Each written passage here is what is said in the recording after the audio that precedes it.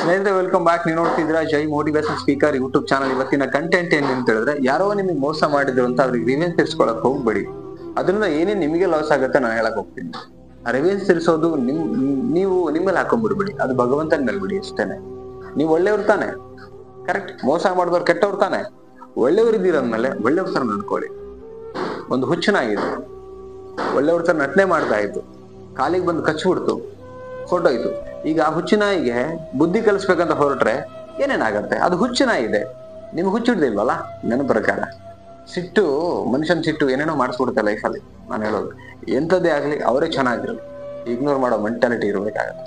Suppose revenge ತೀರ್ಸ್ಕೊಳಕ್ ಹೋದ್ರೆ ಏನೇನ್ problem ಆಗುತ್ತೆ? ಫಸ್ಟ್ ಪಾಯಿಂಟ್, ನಿಮ್ ಸಮಯ ವೇಸ್ಟ್ ಆಗ್ತಾ ಇರುತ್ತೆ.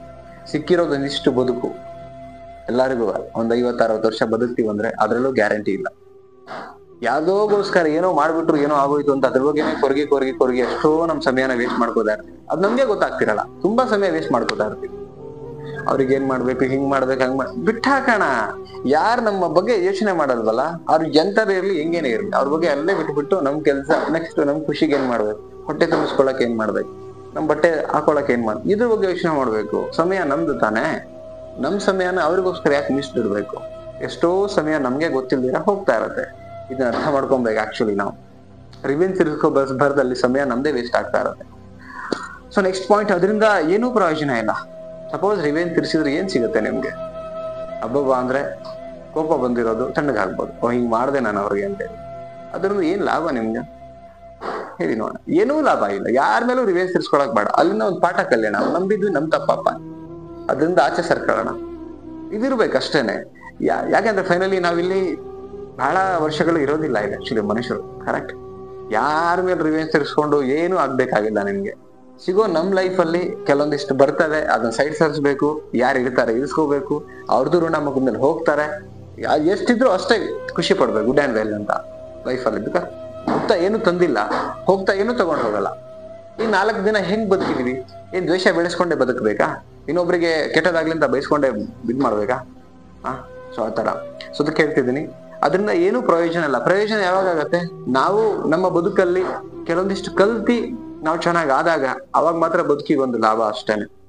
ಓಕೆ. ಸೊ ಎಲ್ಲಾ ತರ ಜನ ಬಂದೋಗ್ತಾರೆ ಎಲ್ಲಾರ ಲೈಫಲ್ಲೂ, ಬಟ್ ಅಲ್ಲಿಂದ ಒಂದೊಂದು ಕಲಿಬೇಕು, ಅಲ್ಲಿಂದ ಸೈಡ್ ಸರ್ಕೊಬೇಕು ಅಷ್ಟೇನೆ. ಅವ್ರಿಗೆ ಏನೂ ಮಾಡಕ್ ಹೋಗ್ಬೇಡಿ ನನ್ನ ಪ್ರಕಾರ.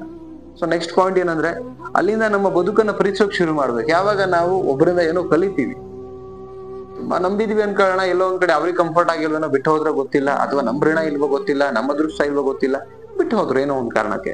ಬಿಟ್ಟು ಹೋದ್ರದ್ ಮಾತಕ್ಕೆ ಬಿಡಲ್ಲ ಅವ್ರನ್ನ ನಾನು. ನೀವು ಇರಲ್ಲ ಒಂದಿನ, ಇವತ್ತು ಅವ್ರಿಗೇನೋ ಶಿಕ್ಷೆ ಕೊಡ್ಬೋದು, ಕರೆಕ್ಟ್. ಕೊಡಿ, ಏನೂ ಆಗಲ್ಲ. ಶಿಕ್ಷೆ ಕೊಟ್ಟ ಮೇಲೆ ಅದಕ್ಕಿಷ್ಟು ಸಮಯ ಕೊಡ್ತೀರಿ, ಅದಾದ್ಮೇಲೆ ಶಿಕ್ಷೆನೂ ಅನುಭವಿಸ್ತಾರೆ ಅನ್ಕೊಳ್ಳೋಣ. ಏನ್ ಸಿಕ್ತು, ಏನ್ ಲಾಭ ಲೈಫಲ್ಲಿ? ಅದಕ್ಕೆ ನಾವು ಹುಟ್ಟಿರೋದು. ನೀವು ಈಗ ಕಲ್ಲು ಒಂದು ರೋಡಲ್ಲಿ ಹೋಗ್ಬೇಕಾದ್ರೆ ಕಲ್ಲು ಎಡವ್ತೀವಿ ನಾವು.